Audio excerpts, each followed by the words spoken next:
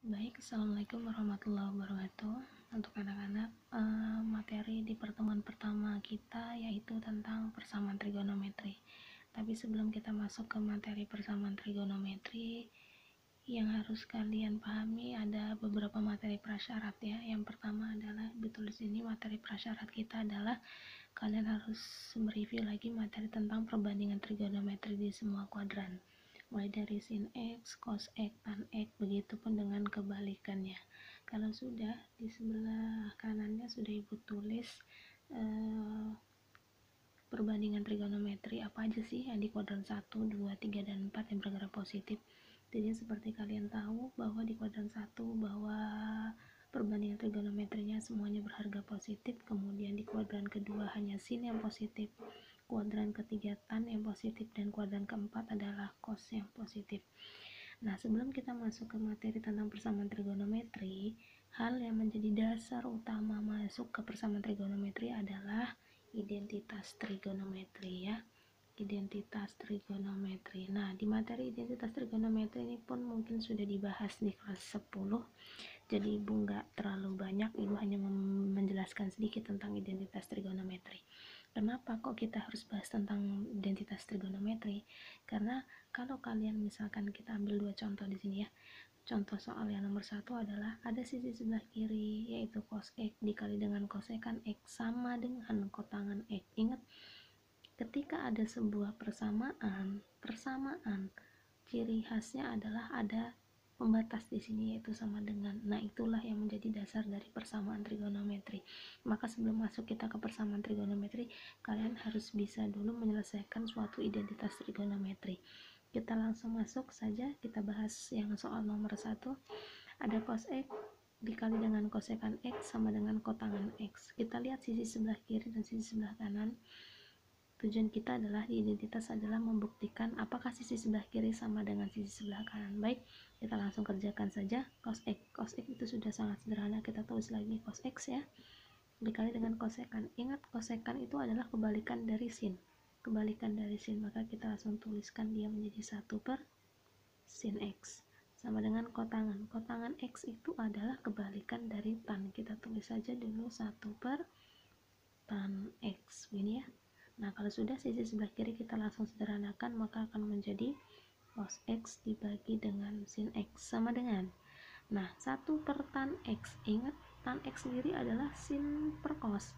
Nah, kalau kita bahas tentang sin per cos, kalau kebalikannya tan maka akan menjadi balik saja. Jadi kalau sin X per cos X, maka kotangan itu jadinya cos X per sin X ya.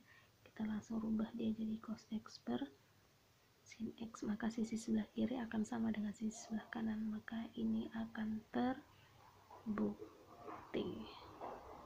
Nah, sekarang kita masuk contoh soal yang nomor 2. Kita tulis ulang di bawah ya, karena space-nya kurang di sini. Kita tulis kosekan A ditambah dengan tan A ditambah dengan kotangan A itu harus sama dengan cos A plus 1 dibagi dengan sin A cos A.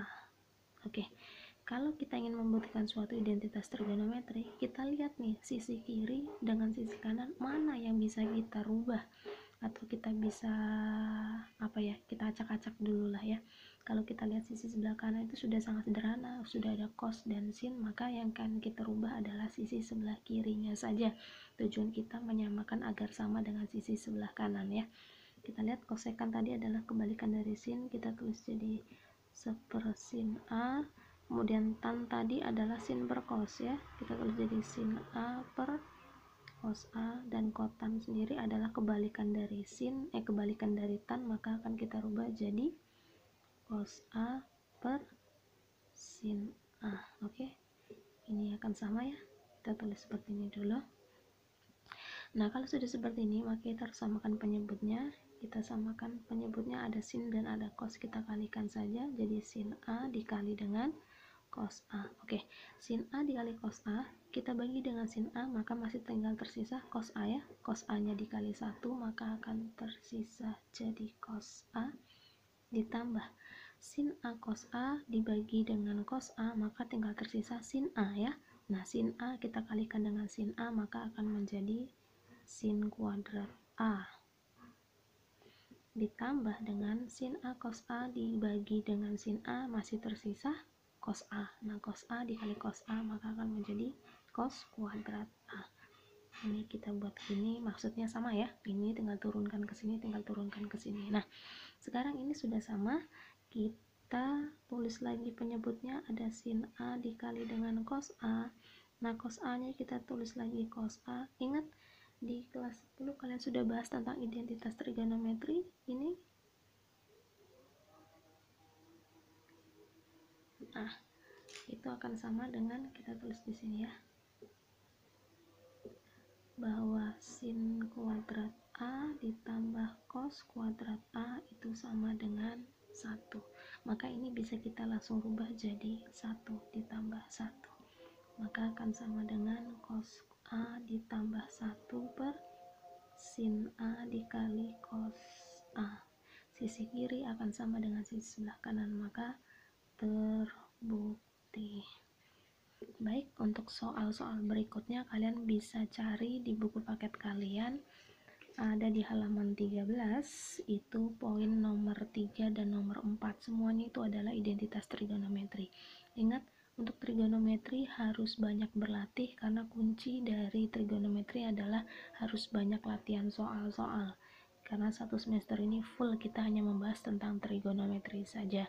Untuk mekanisme pengumpulan jawaban, kalian bisa kerjakan di buku latihan kalian. Nah, poin nomor 3 itu untuk siswa yang bernomor genap, dan nomor 4 untuk siswa bernomor ganjil. Nanti semuanya dikumpulkan jadi satu, bisa difoto dan dikoordinasikan oleh ketua kelas, dikumpulkan menjadi satu, nanti dikirim ke ibu. Baik, terima kasih Ibu Airi. Assalamualaikum warahmatullahi wabarakatuh.